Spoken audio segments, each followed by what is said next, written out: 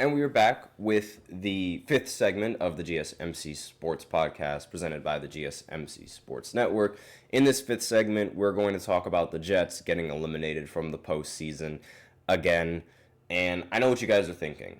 Why is this news? The Jets get eliminated every single year. This is it's not breaking news that the Jets don't make the postseason. In fact, they have missed the postseason for 14 consecutive seasons. This is the longest streak in the NFL, and it is also longer than any current playoff drought in both the NBA, the NHL, the MLB, and in the WNBA. This is the largest playoff drought in the history of American sports as of right now.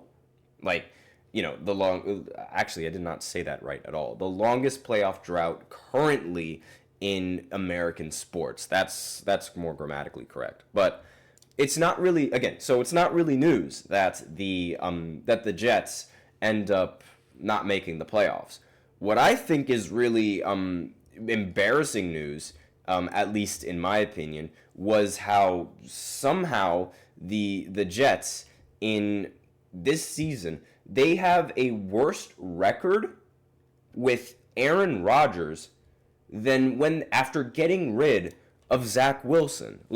This team was a perennial playoff team, and the only thing that was stopping them from making the postseason was Zach Wilson. In the last 2 years, in 2022 and in 2023, this team had a record of 7-10. They won games in spite of their quarterback play. Now they get a Hall of Fame quarterback, and they're arguably worse than the last season. Again, there's a very small chance that they could end up winning out in the last 4 weeks, and they ultimately get the same record as what they had with Zach Wilson. But judging by how this season has gone for the Jets, it's been incredibly disappointing. I believe in this season they've had 5 games where they've held the lead in the fourth quarter, but they blew that lead because their defense let them down. Whether it's an Aaron Rodgers thing or whether it's just a Jets thing, it's unbelievable. It's ridiculous to me how this team ends up playing way worse with Aaron Rodgers at quarterback than what they did with Zach Wilson. It's incredible how bad they are. It's incredible. Really, the breaking news would be the Jets actually making the playoffs if that ever does happen. But the last time that the Jets made the playoffs was after the 2010 season when head coach Rex Ryan and quarterback Mark Sanchez led them to their second consecutive AFC championship game. And it's only been downhill from there. So ever since the arrival of Aaron Rodgers, everyone, and every Jets fan and every fan of the NFL expected immediate success. But then Aaron Rodgers immediately gets hurt and just completely destroys the idea. Not a problem. He's going to be back the next season. Here he is, and he's playing absolutely awful. Now, I'm not going to say that it's Aaron Rodgers' fault that this team did not make the playoffs, because there are several other things wrong with this Jets team that they did not have a problem with in previous years. Now those problems seem to be rearing those ugly heads, and it's also been a reason why they've ended up losing. Their special teams has been bad. Their kicker has been bad. The defense late in games has also been bad. There have been way more reasons than just Aaron Rodgers for the reasoning as to why they are a bad team. It's just very surprising how now that they have a good quarterback, now they're struggling with all of the other things that they were doing so well in seasons prior. And it goes back to my rule. It is absolutely illegal for the Jets to have a good quarterback.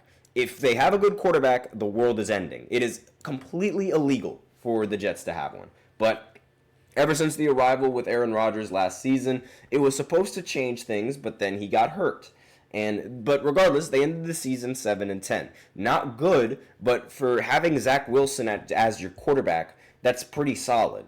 Again, pretty solid for having Zach Wilson as your quarterback.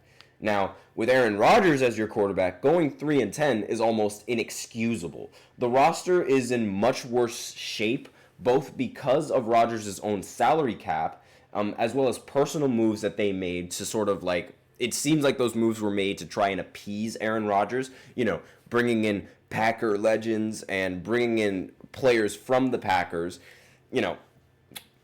whether it's good or whether it's bad, it's starting to prove like it's been a bad move to sort of listen to Aaron Rodgers. But again, when you have a quarterback like him with the resume that he has, you would want to appease him. But it doesn't really seem like it's really leading to any sort of wins. So there's not much of a reason for any Jets fans to be optimistic about them next year either. Now, they'll have a new coach and most likely a new quarterback. Not entirely sure if they will. Again, most likely, I don't think that's going to happen.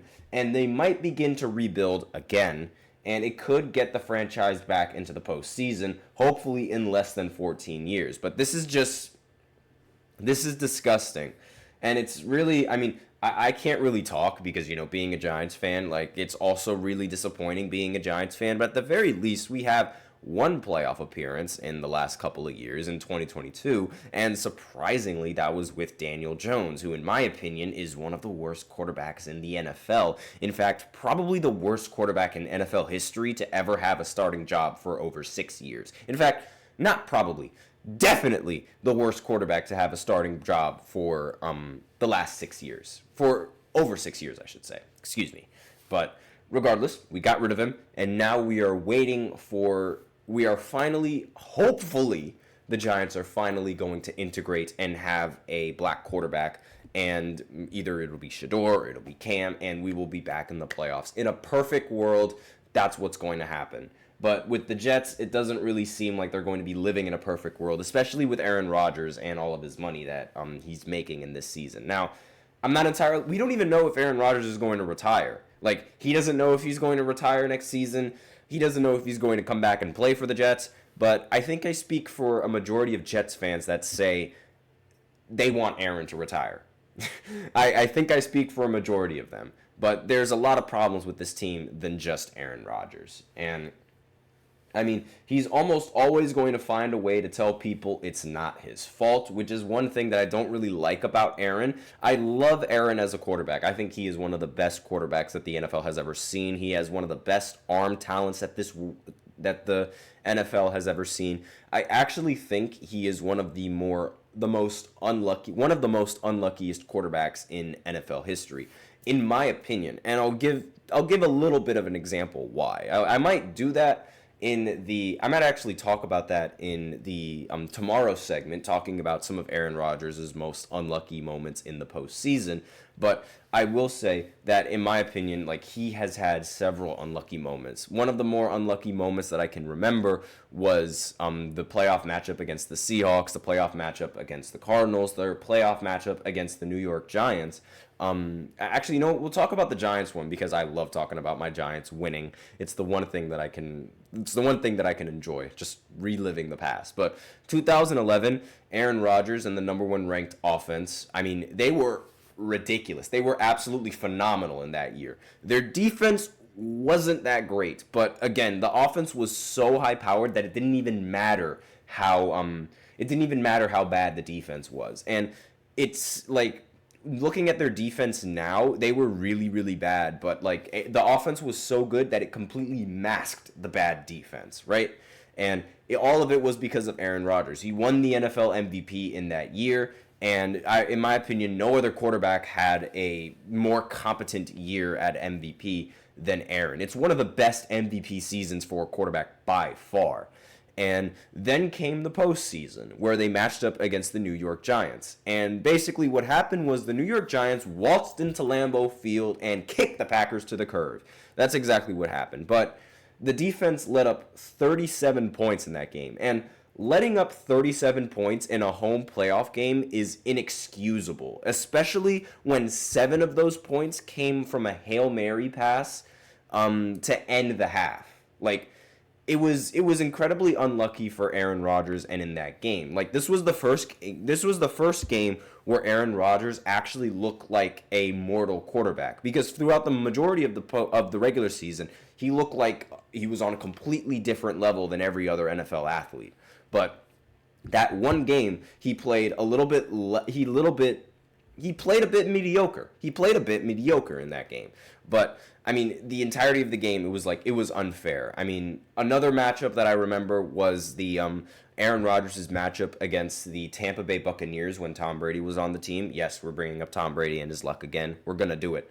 But Essentially, it was an extremely winnable game for Green Bay, but of course the defense let up, and there were several miscues and mess ups in this game that robbed Rodgers, in my opinion, of winning a game that he definitely played well enough to win. So for starters, Kevin King gave up 14 points, 2 touchdowns with his awful defense. He mistimed a jump on the first touchdown that Tom Brady threw, and then he let little Scotty Miller score a touchdown on the final play of the first half, where the only thing that he had to do was just keep the defender in front of him because it was a Hail Mary, and then he ended up selling the game with a pass interference on a throw that Brady just, completely ducked. Like, he airmailed that. He threw it to Casper. But not only that, like, everyone knew that the Packers secondary and like the defense was a weak point for the Packers. But what was really surprising was how the rest of the players on the Packers let them down. Aaron Jones was terrible in that game. He committed 2 fumbles, and all-pro wide receiver Davante Adams ended up dropping a touchdown pass, which would have tied the game 14. Now, for Aaron Rodgers, he was fantastic in that game, despite what naysayers might say. He threw for 300-plus yards, 3 touchdowns, and his only interception in that game was on a play where there was obvious holding, and it just wasn't called. The Packers' offensive line was completely overwhelmed, collapsing at the worst times, giving Rodgers no protection to throw the ball. And, of course, Tom Brady in this matchup won the conference championship game where he played terrible. He ended the game throwing 3 interceptions, and he probably should have ended with 4 or 5 interceptions in this game, but of course he didn't because the Packers want to drop a couple of interceptions. In fact, there was one play where a Packers linebacker ended up dropping an absolute gift of an interception before the Scotty Miller touchdown. And let's see, what else did he get lucky with? He threw 3 touchdowns, but one of them was from a pass that Kevin King should have swatted. And then the third touchdown pass that he threw was to a wide open tight end with multiple linemen down the field. It should have been a penalty, but of course it wasn't called. And surprisingly, in this game, even as someone who doesn't like Brady, I've rarely seen Tom Brady as careless with the ball as he was in the second half. Like, he was incredibly careless, giving the Packers several chances to win the game, but of course they did not. And one other thing that I just could not understand was how the Packers, they were in the red zone in the fourth quarter of the game, but they decided to take a field goal. Like, when are you going to stop coaching like a little girl and just go for it? Like, be a man and go for it. Like, I don't understand why they ended up not going for it. This was the same problem that they had against the Seahawks, where, while I will say Aaron Rodgers did not play well at all in that matchup, it was very unlucky for him in the end, because not only does he lead the team on a game-tying drive to send it into overtime, but he never got to touch the ball again.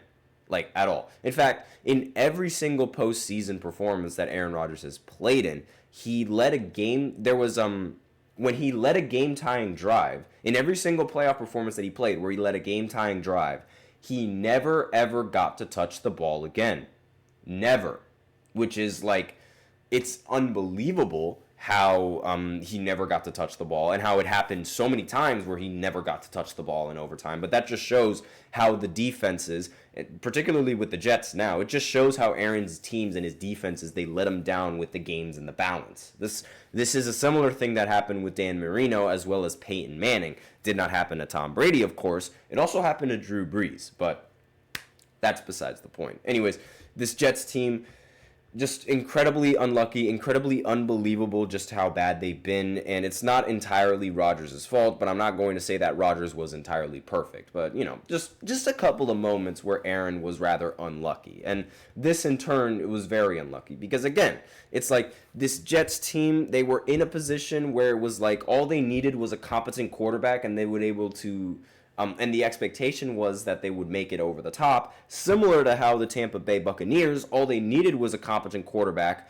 to get them over the top and end up winning a Super Bowl, and part of the reason why Brady decided to join Tampa Bay. But ultimately, it ended up not working in his favor, and this does not help Aaron Rodgers and his career. But that's all that I have to say in this final segment, and that's it for the show. So thank you so much for tuning into the GSMC Sports Podcast presented by the GSMC Sports Network.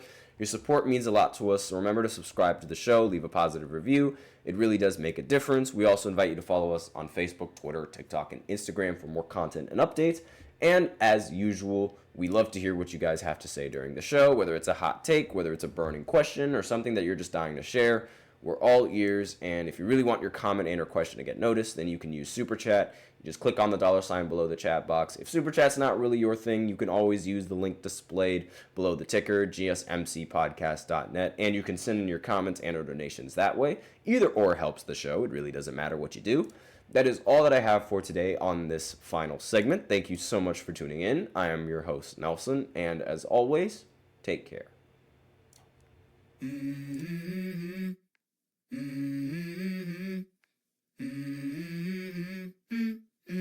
Let's go.